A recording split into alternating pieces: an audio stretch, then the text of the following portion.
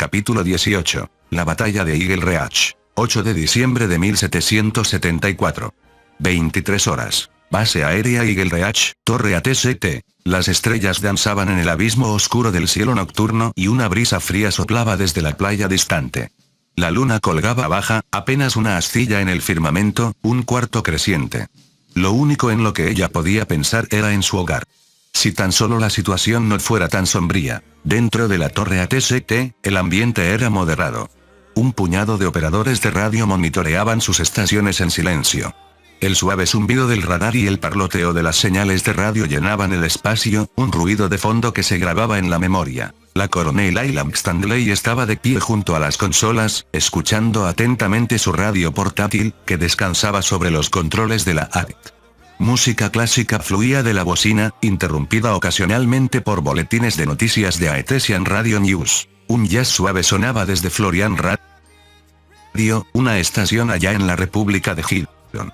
Las notas melosas del saxofón y la percusión constante le recordaban a cuando bebía whisky de 5 años en un bar tranquilo. De pronto, la música se cortó abruptamente. Un reporte de noticias empezó a sonar. Interrumpimos esta transmisión para una noticia de último minuto. El caos continúa desarrollándose dentro del Imperio Artesiano, mientras se confirman bombardeos en la capital del reino de Alerbón. El presidente Ron Riverine de la República de Gilon ha emitido una declaración urgente respecto a la participación de su nación. El equipo en la torre guardó silencio, con la atención clavada en las palabras que salían de la bocina. Buen día, honorables representantes de los Estados Unidos y Japón. Soy el presidente Ron Riverine de la República de Gilon. Deseo dirigirme a ustedes y aclarar los eventos profundamente desafortunados que se han desarrollado y el papel, si es que hubo alguno, de nuestras fuerzas. El día de hoy, varios de nuestros bombarderos del Cuerpo Aéreo del Ejército de Gilon fueron confiscados sin autorización por elementos dentro del Imperio Artesiano. Estas aeronaves, lanzadas sin sanción, fueron utilizadas en un ataque temerario y unilateral contra la capital de Alerbón. Repito, estos bombarderos no fueron pilotados por personal de Gilon. Fueron robados.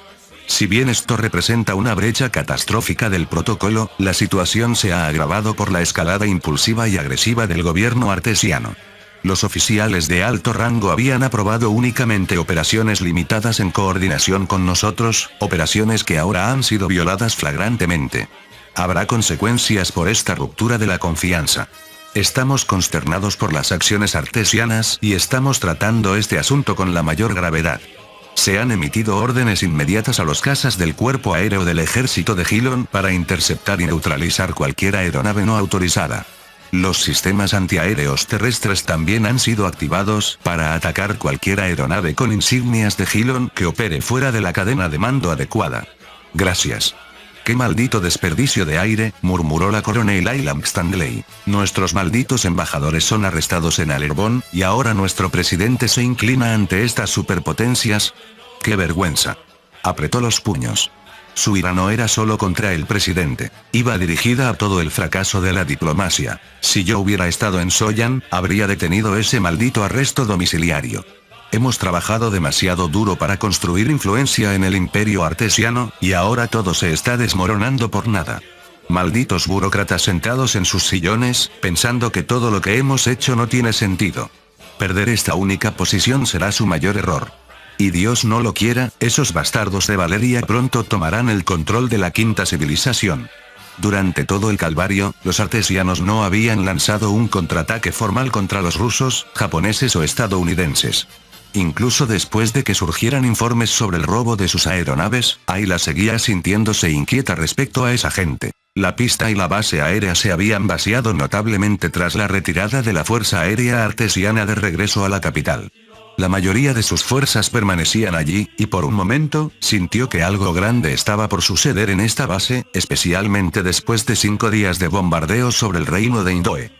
Su repentino cambio de enfoque hacia Japón y la gente de Sajalín despertó una sospecha silenciosa en ella, aunque no se detuvo en eso cuando el mayor Michael Milá entró en la habitación. «Buenas noches, coronel». ¿Escuchó el último discurso del presidente?, preguntó él. «Puras estupideces», masculló Ayla. «Los malditos cobardes allá en el Congreso no entienden la gravedad de la mierda que estamos enfrentando. La embajadora Baquerine es una buena diplomática, pero es tonta como ella sola, intentando hacer las paces con estas malditas superpotencias. Un momento inoportuno, si me lo pregunta, respondió el mayor Michael Milá. Escuché que la flota de acorazados de Florian no subirá a aguas artesianas por lo calientes que se han puesto las cosas. Pero también escuché que podríamos retirarnos. ¿Tienes algo concreto?, preguntó la coronel Ayla Stanley, fijando en él sus profundos ojos azules. Bueno, según los informes artesianos, la mayoría de sus instalaciones militares han sido destruidas por esos llamados demonios azules. Perdieron la mayor parte del equipo militar que Hidron les ha enviado en los últimos 5 años. Esa es una de las razones por las que hay informes de que Hidron quiere que retrocedamos al estado de Florian para que no quedemos atrapados en medio de su guerra. TSK, qué montón de cobardes. Deberíamos estar luchando junto a los artesianos ahora mismo. Pero los cobardes del Congreso ni siquiera saben cómo terminar una maldita cosa. Prefieren salir corriendo. Otra situación como la de la isla Kiak sería desastrosa. Ya estamos perdiendo tantas tropas allá que el sentimiento antibélico en casa está creciendo. No creo que tengamos el derecho, ni la voluntad, de hacerle la guerra a nadie en este momento, dijo Milá, con expresión de conflicto. Parecía igual de frustrado por el mal manejo del Congreso, la falta de acción de los marines y la incertidumbre sobre el asunto de los bombarderos robados. Pero coronel, esta gente robó nuestras aeronaves y provocó la guerra durante las pláticas de paz. No creo que debamos darle mucho crédito al Imperio Artesiano. Su liderazgo es totalmente incompetente. He oído rumores de que la Guardia Real Artesiana planea purgar a cada uno de los militares gilonianos en la capital.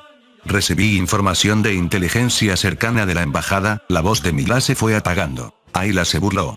Si hicieran eso, no seguiríamos aquí. ¿Matar a nuestros soldados? Eso no es solo traición, es diplomacia de tierra quemada.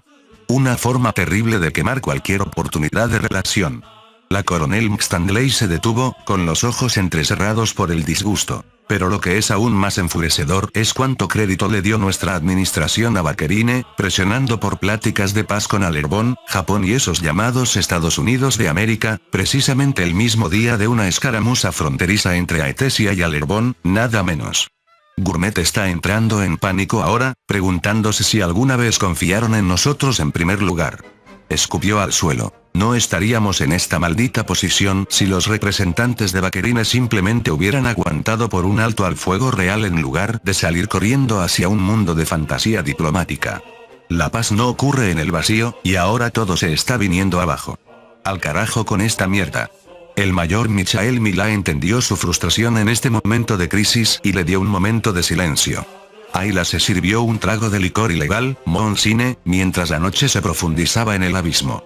Apreció el licor fuerte y sabroso, hecho en casa, y dejó que el aroma de la nostalgia la invadiera. La llevó de vuelta a casa, al pueblo frío y seco del sur donde creció. ¿Valía la pena servir en los marines? Dada la precaria posición geopolítica de Hidron, al menos sabía que se avecinaba más acción. El breve momento de paz se hizo añicos cuando el operador de radar cerca de la coronel Stanley gritó con urgencia. «Coronel, mejor vea esto». Ella se levantó, dejó a un lado su vaso decorado y se giró hacia la pantalla del radar. Parpadeaba erráticamente, mostrando una docena de pequeños puntos dirigiéndose hacia la base aérea. Stanley frunció el ceño. ¿Cuánto tiempo ha estado pasando eso? Justo ahora, pero no estoy seguro. El sistema de radar ha estado fallando. Probablemente es un mal funcionamiento. Solo dale un golpe si algo se acerca más. El operador hizo lo indicado, golpeando la consola varias veces mientras la estática parpadeaba en las pantallas. Entonces, la docena de puntos se multiplicó, expandiéndose hasta convertirse en un escuadrón completo. ¿Pero qué? Un silencio tenso se apoderó del aire antes de que todo cobrara vida de golpe. Las pantallas del radar parpadearon salvajemente, y la docena de puntos se multiplicó rápidamente hasta formar un escuadrón completo. Entonces ocurrió. Un destello naranja brillante pasó zumbando por el lado derecho de la coronel Ayla Stanley mientras los tanques de combustible detonaban. Las explosiones estallaron en destellos cegadores, enviando una onda de choque lo suficientemente poderosa como para hacer añicos las ventanas de la torre. El estallido lanzó a todos dentro de la torre ACT como si fueran muñecos de trapo, aniquilando todo en su interior. Las sirenas aullaban al fondo, sus gritos agudos mezclándose con el zumbido en sus oídos. En ese momento entre la vida y la muerte, su cuerpo se sacudió mientras el mayor Michael Milá intentaba desesperadamente despertarla. Coronel, coronel. El zumbido en sus oídos persistía, distante pero implacable. Coronel, coronel. Gradualmente, su mente se aclaró. El zumbido se detuvo abruptamente cuando el mayor Michael Milá la sacudió para que reaccionara. Coronel, estamos bajo ataque. Gritos de agonía resonaban por la torre, volviéndose cada vez más fuertes. Los ojos de Ayla se dirigieron al operador de radar. Su rostro estaba manchado de sangre y fragmentos de vidrio roto. Un enfermero de combate entró corriendo a la habitación justo cuando las bombas empezaron a caer con más fuerza. Una explosión sacudió el hangar detrás de ellos, con las llamas lamiendo el cielo nocturno. En lo alto, el rugido distintivo de las hélices enemigas llenó el aire. Era el reino de Indoe. Al evaluar los daños, Ayla se dio cuenta de que estaba malherida. Los fragmentos de vidrio la habían cortado, dejándole cicatrices frescas, pero tanto ella como el mayor seguían en pie. La puerta se abrió de golpe otra vez. El enfermero pasó apresurado y, sin dudarlo, la coronel Stanley le ladró órdenes al mayor Milá. Prepara a cada unidad de esta base. Esto no es un simulacro. Estamos bajo ataque de los indoes. No perdió tiempo. Rápidamente, se movió hacia la estación de comunicaciones y transmitió la alerta. Los cañones antiaéreos abrieron fuego en ráfagas, con estelas de balas trazadoras cortando el cielo negro. Un reflector fue destruido en el bombardeo y, mientras los cazas bajaban en picada, una llamarada de fuego estalló a lo lejos. Los cañones antiaéreos de repente se quedaron en silencio. La pista de aterrizaje yacía en ruinas. Aviones destruidos y soldados caídos cubrían el suelo. La pista llena de cráteres hacía imposible el lanzamiento de interceptores, mientras que la oscuridad favorecía a los atacantes. «Malditos cobardes», murmuró Stanley, sacudiendo el polvo de las estrellas de su uniforme mientras corría hacia el hangar, que seguía intacto a pesar del bombardeo. Un tanque de combustible ardiendo era la única fuente de luz que atravesaba la noche. Los bombarderos continuaban sus ataques implacables, y los gritos de los hombres heridos resonaban por doquier. Los soldados disparaban a ciegas hacia la oscuridad, desperdiciando munición preciosa. Las sirenas aullaban sin cesar mientras los marines luchaban por contener los incendios cerca de los transportes destruidos, arrastrando a los heridos y muertos a un lugar seguro. El mayor Michael Milá dio media vuelta, con la frustración grabada en su rostro. Los artesianos sabían que esta base sería atacada. Se retiraron antes que nosotros. Los indoes ya vienen. Tenemos que retroceder, coronel. Retroceder. No tenemos órdenes del Congreso ni del Cuerpo de Marines para retirarnos. Dejar esta base al enemigo sería un desastre, espetó la coronel Stanley. Mantendremos este terreno, pase lo que pase. El mayor Michael Milá asintió con gravedad. Entendido, coronel. Intentaré enviar un informe a la capital sobre este ataque. Mientras Milá se alejaba para unirse a la compañía de cuartel general, Stanley tomó el mando, reuniendo a las tropas sorprendidas en medio del caos de las explosiones que sacudían la base. No les vamos a dar ni un centímetro a estos devoradores de bebés. Aprenderán exactamente con quién se están metiendo. Quiero a todos cavando trincheras y construyendo fortificaciones, ahora. Para esto es para lo que se entrenaron. Los hombres rugieron en respuesta. Detrás de los hangares, una figura vestida con una armadura de poder de acero completo entró en escena. Los motores rugieron al encenderse. Las unidades de la 9 Compañía de Infantería de Armadura Pesada, Titanfall, cobraron vida. Las baterías mágicas brillaron, cargando los trajes mientras el piloto en el interior sellaba la cabina con un saludo marcial hacia la comandante. El comandante de la compañía se acercó a Stanley, devolviendo el saludo. Coronel, tenemos suficientes baterías para alimentar 5 trajes PA, 1 para el combate. Otros 4 están fallando actualmente. Con eso es suficiente. Despliega esos 5, un traje por ala. Cubran los flancos. Reubica a tus hombres según corresponda. El comandante asintió y rápidamente transmitió las órdenes. Los marines se apresuraron a buscar cobertura mientras los tanques medianos avanzaban hacia sus posiciones cerca de los tanques de combustible en llamas. Arriba, los últimos bombarderos se alejaban. Los marines se apuraron a traer sacos de arena, reforzando las posiciones al frente del hangar. Más tropas se reportaron para el pase de lista, agrupándose alrededor del centro de transporte parcialmente restaurado. Las cajas de municiones fueron rápidamente reutilizadas como defensas estáticas. Camiones artillados llegaron al lugar, con sus motores rugiendo mientras los ingenieros instalaban ametralladoras antiaéreas dobles calibre 50 en las cajas, listos para destrozar cualquier avión enemigo que se atreviera a regresar. En el espacio de 5 minutos, el complejo pulsaba con un ritmo mecanizado. Todo se movía como un reloj. El mayor Michael Millar reapareció, con la expresión endurecida por la frustración y la resignación. Frente a ella, la coronel Ayla Stanley permanecía rígida, debatida entre la duda y una determinación sombría. El jefe del cuerpo de marines lo ha dejado claro, dijo Millar secamente. Esta base no debe caer en manos enemigas. Hizo una pausa y luego dio el veredicto. Debemos resistir hasta el último hombre. Stanley exhaló lentamente, y el peso del mando se asentó en su pecho como una piedra. Órdenes eran órdenes. Las cumpliría, sin importar el costo. Cuando la noticia se difundió, un silencio cayó sobre los marines. Incluso la selva parecía haber dejado de respirar. Sin viento. Sin palabras.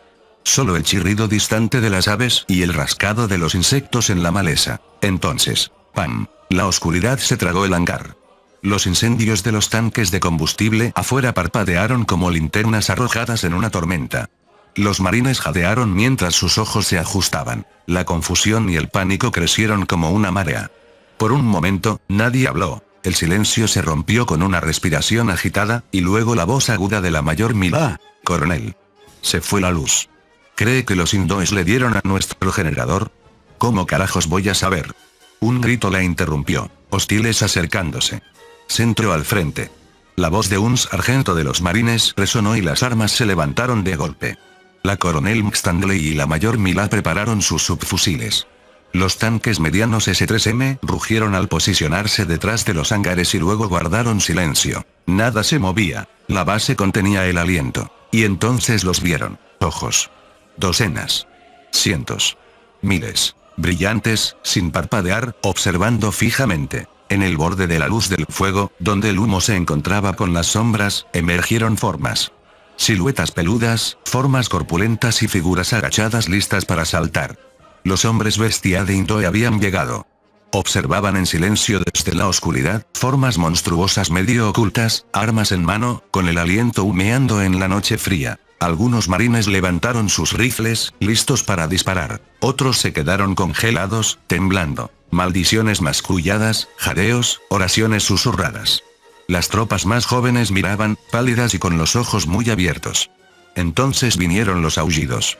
Al principio bajos y guturales. Luego más fuertes. Docenas se convirtieron en cientos. Un coro chillón y salvaje que se tragó la base. «Oh, Dios», susurró alguien. Y entonces, «No les tengan miedo a estos bastardos», rugió la coronel Stanley. «No son nada comparados con nosotros». Las palabras atravesaron el miedo como una cuchilla. Los dedos se curvaron alrededor de los gatillos. Los pechos se inflaron. Los ojos se entrecerraron. Los marines se mantuvieron firmes. Los ojos brillantes desaparecieron. Un latido de silencio. Entonces, al suelo. ¡Pam! El fuego de armas estalló. El aire se iluminó con destellos de disparos y ráfagas de balas trazadoras. La noche cobró vida con el silbido de los proyectiles y el chasquido de los rifles. Las balas gritaban sobre sus cabezas. Los hombres bestia de Indoe habían abierto fuego. La batalla por la base había comenzado. «Disparen, maldita sea», rugió alguien. Las ametralladoras tronaron. Ráfagas secas tableteaban desde nidos de sacos de arena fijos, mientras las pesadas calibre 50 retumbaban como antiguos tambores de guerra. Las balas trazadoras ardían en la oscuridad, arcos de color naranja y rojo encendido tajando la noche. El hangar se estremecía bajo cada impacto distante. Se ladraban órdenes. Los médicos se movían a toda prisa. Caían cuerpos. Más marines surgían hacia las líneas defensivas, hombro con hombro, manteniendo el frente. El infierno había llegado. El fuego de supresión se intensificó mientras los indoes comenzaban a concentrar sus descargas. La coronel Ayla Stanley lo reconoció de inmediato. Estaban apuntando al pelotón de ametralladoras, esperando romper la columna vertebral de la defensa. No permitan que prioricen al pelotón de ametralladoras. Protejan esas malditas armas, gritó ella. Un joven marine se asomó desde la barricada para devolver el fuego. ¡Pam! Una bala le dio justo en la frente. Se desplomó, con el rostro congelado en la incredulidad. Otro marine tomó su lugar antes de que el cuerpo siquiera tocara los sacos de arena. 500 defensores, resistiendo contra una fuerza probablemente del doble, o tal vez el triple de ese tamaño. Entonces la radio chirrió. Una voz de una de las unidades de vanguardia, rota por la tensión. Tenemos una maniobra de flanqueo, lado izquierdo del hangar. Los indoes se mueven para rodearnos. Mierda. La coronel Stanley corrió hacia el operador de comunicaciones y arrebató el auricular. Alpha, 1 Iron Man, 1, atención, enemigos flanqueando por el lado oeste del hangar. Necesito sus trajes allá ahora. Los trajes PA-1 se movieron instantáneamente. Las extremidades impulsadas por servomotores siseaban mientras las unidades Titanfall pivotaban hacia el oeste, con las pesadas botas golpeando contra el concreto. Los motores rugieron. Sus siluetas pasaron a través de la luz del fuego como dioses acorazados. Mientras tanto, la línea frontal comenzaba a deshilacharse. La munición escaseaba. Varias posiciones se habían quedado en silencio. Stanley se giró hacia su estado mayor, con voz firme a pesar del caos. La compañía Alpha flanqueará por la derecha. Si atraemos a los indoes a ese corredor, podemos colapsarlo por ambos extremos. Que la mayor Mila lidere el avance. Hizo una pausa y luego hizo un rápido saludo marcial hacia la dirección de Mila. Buena suerte. La mayor Michael Mila sonrió, audaz y confiada. Devolvió el saludo, se giró y corrió. Detrás de ella, la compañía Alpha se movió con urgencia disciplinada, con las mochilas de combate rebotando, los cañones nivelados y las botas golpeando el suelo como sus propios tambores de guerra. Su misión: barrer el flanco izquierdo de los indoes y aplastarlos antes de que pudieran arrollar las defensas del hangar. Por encima de todo, las balas trazadoras cruzaban como cometas, y los gritos nunca cesaban. Mientras la compañía Alpha corría por el campo abierto, algo extraño captó su atención. Ninguna tropa enemiga emergía de la línea de árboles. Los indoes seguían disparando, pero sus rondas permanecían fijas en las mismas posiciones estáticas cerca del hangar, sin verse afectadas por la maniobra de flanqueo. Era como si el enemigo ni siquiera se hubiera dado cuenta. La mayor Michael Mila entrecerró los ojos. Algo está mal, murmuró. Llegaron al borde de la pista llena de cráteres. El humo se arrastraba abajo a través del asfalto roto, apestando a caucho quemado, carne chamuscada y combustible de avión. Mila se dejó caer en el enorme agujero dejado por un ataque de artillería previo, con su escuadrón deslizándose detrás de ella. Los rifles y carabinas pasaron a posición de disparo. Sus ojos escanearon la densa jungla frente a ellos. No había movimiento. No había carga. Solo el golpe y el grito del combate haciendo eco desde el flanco izquierdo. Más marines se alinearon agachándose, usando la pista dañada y los trozos de concreto destrozado como cobertura. Esperaban a que los indoes reaccionaran. A que la trampa se cerrara. No sucedió. La mirada de Millar regresó hacia el caos que se desarrollaba en el aeródromo. El cuartel general probablemente se la está pasando de maravilla, masculló con un cinismo amargo. No puedo creer que sea contra estos contra quienes estamos peleando. Hangar del ala oeste. Mueran, malditos devoradores de humanos. Un marine, gritando y pegado contra la pared del hangar, disparó su arma con manos temblorosas. El enfriador de agua junto a él siseaba y soltaba vapor como una sartén hirviendo mientras las balas acribillaban el suelo a su alrededor, levantando polvo y metralla. Su respiración salía en jadeos toscos detrás de su armadura PA-1, con la adrenalina a tope mientras las balas zumbaban sobre su cabeza. Mierda, mierda. ¡Pam! Una ráfaga impactó contra su armadura, golpes directos, pero ninguno penetró. Apretó los dientes, encajó un cargador nuevo y activó su comunicador. Pido refuerzos. Están intentando romper el flanco izquierdo. El suelo tembló de nuevo mientras más trajes PA-1 se agrupaban para unirse a la pelea. Los marines que estaban detrás intercambiaban rápidamente las cajas de munición vacías de calibre 50 por unas nuevas cargadas con cientos de rondas. Pero la ausencia de tropas enemigas directamente enfrente estaba carcomiendo los nervios de los hombres. La espera, el silencio entre las ráfagas, el miedo creciente de lo que yacía oculto en las sombras. Las llamas que lamían los tanques de combustible incendiados comenzaron a desvanecerse lentamente, su brillo intenso reduciéndose a un tenue parpadeo, y las llamadas chirriaban de ida y vuelta desde el hangar del ala izquierda hacia el cuartel general. Una cuenta regresiva sombría para lo que seguramente vendría después. Sé cuartel general, mierda. La voz se quebró a mitad de la transmisión cuando una bala rasgó el aire, fallando por poco al orador. Estamos perdiendo contacto visual con los hostiles. Solicito bengala de iluminación, lado oeste del edificio, ahora. Recibido, capitán, llegó la respuesta tajante. Tenemos enemigos acercándose desde la ACTC. Cambien su enfoque, la prioridad es el enemigo a su derecha. El piloto del PA-1 asintió con gravedad y cambió de rumbo. Una línea de marines de Gilon surgió hacia adelante, usando el fuselaje destrozado de las aeronaves destruidas como cobertura. Las balas gritaban al pasar, algunas encontrando su objetivo. ¡Diablos! ¡Mierda! ¡Cuidado! ¡Arc! Varios marines cayeron, con gritos de dolor puntuando el caos. La voz del piloto del PA-1 cortó el ruido. Pónganse detrás de mí.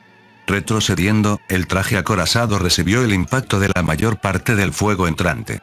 Las balas trazadoras cosían el aire, golpeando la armadura del traje con impactos metálicos, pero ninguna penetró. Una risa áspera resonó a través del comunicador del traje. No pueden atravesarme. El piloto desató una lluvia devastadora de balas calibre 50, con la cinta alimentando implacablemente las fauces hambrientas de la ametralladora. ¡Rápido! ¡Levántate! ¡Levántate de una maldita vez! Gritó un marine con fiereza, agarrando a un camarada herido y arrastrándolo hacia el transporte destrozado. Los trajes PA-1 formaron un escudo protector mientras la compañía avanzaba hacia la ACTC. Un operador dejó de disparar, con los cañones aún brillando tenuemente por el calor, y se preparó para retroceder con el resto. Los trajes se movían con una pesadez deliberada, no construidos para la velocidad sino para un poder implacable. Cada paso era una batalla, más parecido a arrastrar un carro de carga lleno que a correr, pero formaban una fortaleza que nadie podía vulnerar. Al llegar a la ACTC, el piloto echó un vistazo al caos. Médicos y enfermeros trabajaban frenéticamente para estabilizar a los heridos, mientras los quejidos y las oraciones susurradas llenaban el aire. El enemigo aún no había roto el perímetro, pero el costo era alto. La oscuridad los presionaba, otorgando a los atacantes una ventaja sombría, líneas de visión nubladas, nervios destrozados y la sombra rastrera de la vulnerabilidad. ¿Cómo están aguantando, muchachos?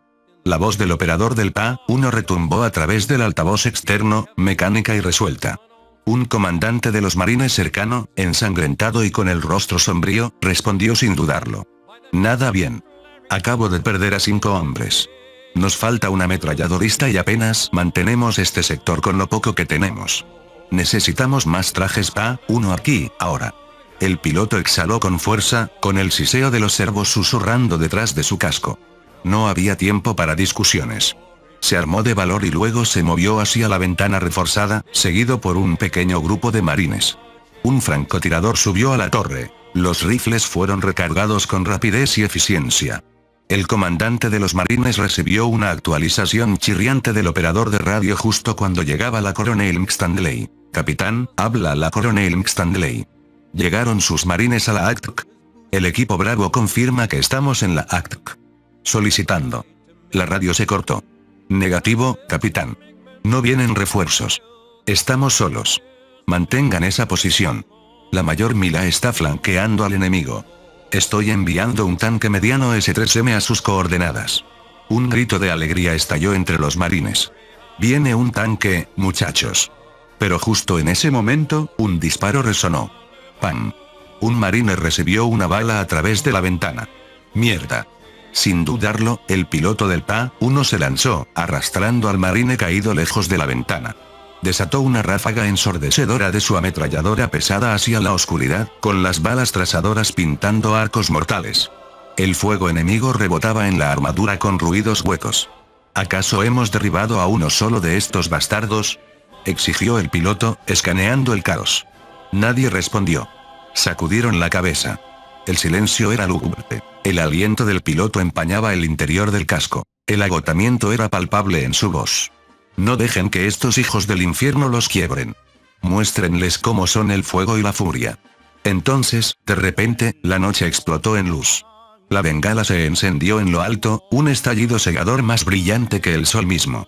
Los ojos del piloto se agrandaron, abiertos y agudos como los de un ave. Los marines se giraron hacia el campo abierto. La luz ardiente reveló a los soldados hindúes que se aproximaban, cerrando la distancia rápidamente, sus formas gruñentes proyectadas con una claridad cruda y brutal. Cacaré. Ataquen. Ra. Surgieron hacia adelante en oleadas, saliendo de la hierba alta y los arbustos espesos como sombras que cobran vida. Sus ojos brillaban ferozmente a la luz del fuego. Hombres bestia de Indoe, salvajes y furiosos, cargando por el campo abierto hacia la ACT con bayonetas caladas en sus rifles. El piloto del PA-1 levantó su cañón automático pesado y gritó: ¡Cuidado! El fuego estalló. Los marines en la línea desataron una tormenta de balas que desgarró la maleza. El cañón del PA-1 escupía ráfagas de muerte. Cada fogonazo iluminaba momentáneamente el campo de batalla. El humo, el sudor y la adrenalina espesaban el aire. Un marine, con el rostro surcado de suciedad y las manos temblorosas, se puso de pie. Disparó una y otra vez, martilleando a los implacables atacantes que ahora se cerraban a escasos metros. Los hombres bestia empuñaban toscos rifles de cerrojo, simples pero mortales.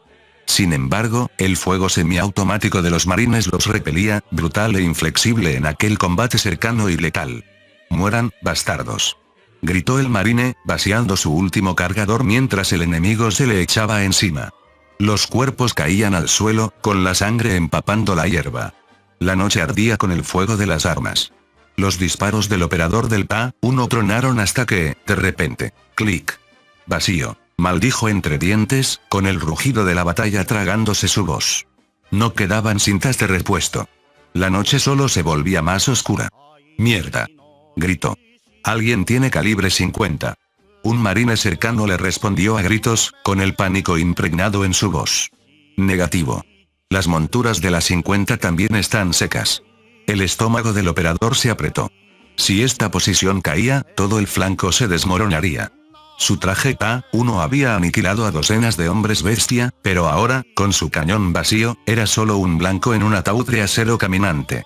Escaneó el campo de batalla. Otro operador de PA-1 se había cubierto tras los restos de un vehículo, disparando ráfagas controladas con sombría precisión.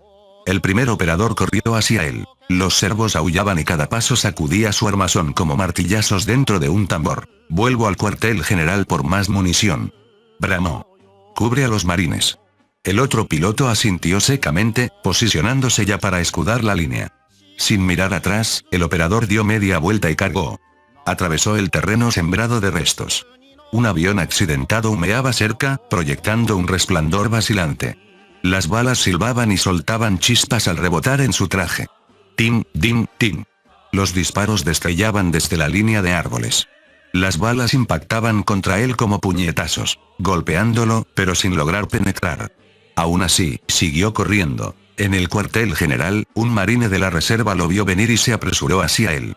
«Necesito munición», ladró el piloto. «No podemos darte más», gritó de vuelta el marine, tratando de hacerse oír sobre el caos. «La coronel dice que es para la defensa principal». Los motores del piloto gruñeron más fuerte mientras se acercaba, imponente, furioso. «Nosotros somos la maldita defensa principal. Nuestros chicos necesitan munición en la ACT. No me voy de aquí sin ella». «Mayor, no podemos», gritó el marine con la voz quebrada. «Se nos está acabando todo, no hay cintas extra, no hay reservas. Vuelva y mantenga la maldita línea». El piloto se quedó congelado un momento. Incredulidad. Rabia. Luego, impotencia. Se giró sin decir otra palabra. Corrió. De vuelta a través de las ruinas, hacia la tormenta. Al acercarse a la ACT, la bengala en lo alto finalmente se extinguió. La oscuridad cayó como una cortina, tragándose el campo. Las trazadoras iluminaban la noche con ráfagas salvajes. Los fogonazos parpadeaban como luciérnagas infernales. El sonido de la lucha, gritos, alaridos, metal y muerte, era ensordecedor. ¡Ah, mierda! El fuego de fusilería pasó rasgando mientras corría hacia la torre. El traje resonaba como un yunque golpeado. Las balas lo acribillaban, impactos secos, como ser apedreado por granizo de alta velocidad. Aún así, la armadura resistió. Saltó sobre los sacos de arena y se lanzó al interior de la entrada de la torre. Lo que lo recibió adentro lo dejó helado. Marines muertos yacían por todo el suelo. Charcos de sangre brillaban bajo la luz intermitente. Las radios siseaban con transmisiones entrecortadas. El aire apestaba a metal quemado, humo y algo mucho peor, derrota. La torre ya no era un puesto de mando. Era una tumba. Un capitán cercano ladró con los labios ensangrentados, con la rabia afilando cada palabra. «No podemos dejar a los muertos y heridos. Muévanlos ahora». Pero otro marine, que arrastraba a un camarada herido por el correaje, le espetó: «Capitán, los indoes nos pisan los talones. Si los arrastramos a campo abierto, ya son cadáveres. Antes de que el capitán pudiera replicar, el trueno de los servomotores llenó la sala. Uno de los pilotos de PA, un superviviente, se entró pesadamente, con voz retumbante y desesperada. No hay más munición. Las palabras golpearon como un puñetazo en el estómago. La energía se drenó de la habitación. Algunos marines se quedaron petrificados. Otros maldijeron. Uno se recostó, con el rostro flácido por la fatiga.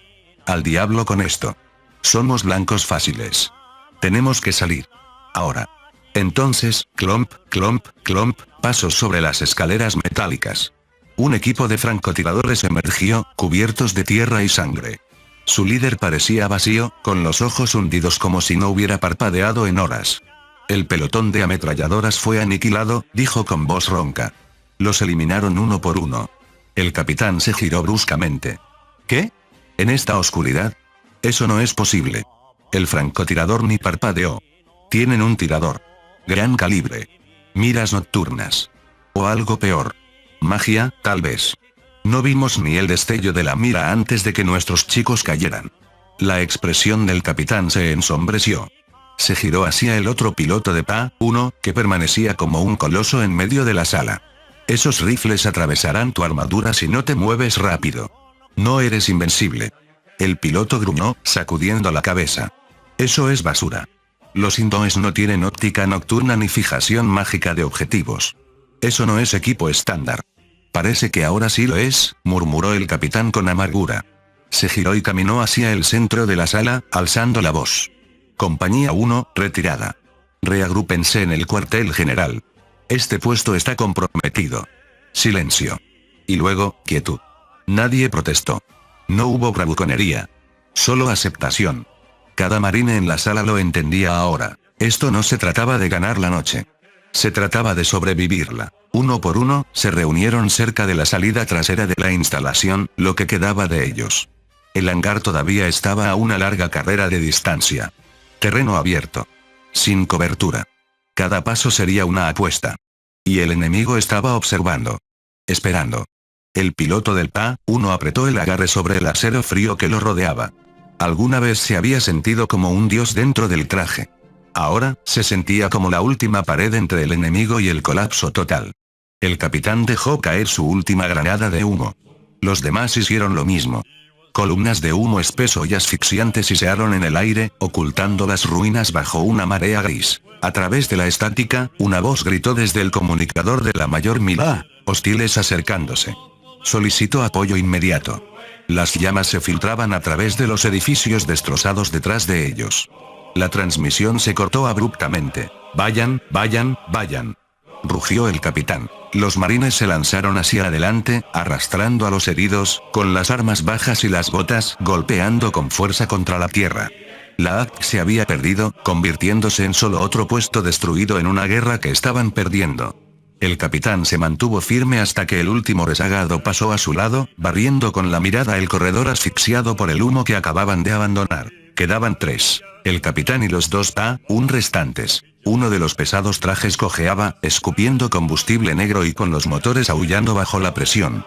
El piloto miró a los demás. Váyanse. Gritó, su voz retumbando desde el altavoz externo. Yo los detendré. Pero la vacilación era visible. En sus corazones, todos sabían que no estaban ganando esto. Los indoes estaban atrincherados, coordinados y equipados con tecnología o hechicería que los marines no poseían. Cada paso estaba empapado en sangre. Un empujón brusco del capitán devolvió al piloto a la realidad. Muévete. El humo se está despejando. No tenemos tiempo. El segundo PA-1 emprendió una carrera, avanzando pesadamente como una máquina de guerra agonizante. El capitán lo siguió, con el corazón martilleando. La base estaba casi a su alcance, la seguridad tan cerca que podía saborearla. Entonces, ¡boom! Una bala trazadora rasgó la oscuridad. Impactó al primer PA-1 limpiamente en la cabeza. El casco salió disparado hacia atrás, detonando en una explosión de chispas y sangre. El coloso de acero se desplomó, con las extremidades retorciéndose violentamente antes de quedar inmóvil. Francotirador. El pánico se apoderó de la línea. Los marines se lanzaron en busca de cobertura. El PA-1 restante se congeló y luego aulló de furia. Bastardo. giró sobre sí mismo y abrió fuego a ciegas hacia la oscuridad. Las balas de calibre 50 rasgaron la noche, haciendo trizas arbustos y árboles. Su voz se quebró en medio del estruendo. «Vengan entonces. Detente», gritó alguien.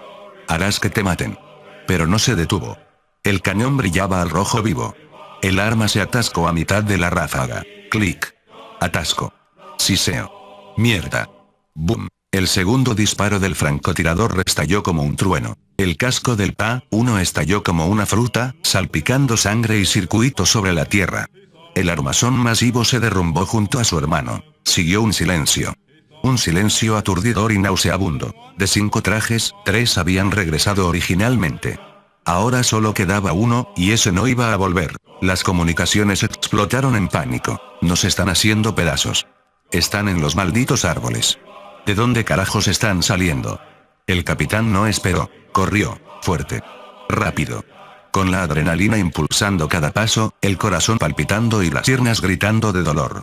Las granadas de humo estallaban detrás de él, envolviendo el campo mientras el resto de los marines intentaban cubrir la retirada. Y entonces, una ráfaga, nítida, resonante, como el estallido de un juicio divino. Por un único y agónico instante, el capitán lo supo. No iba a lograr salir de allí. Fin del capítulo 18. El link a la historia del autor estará en la descripción.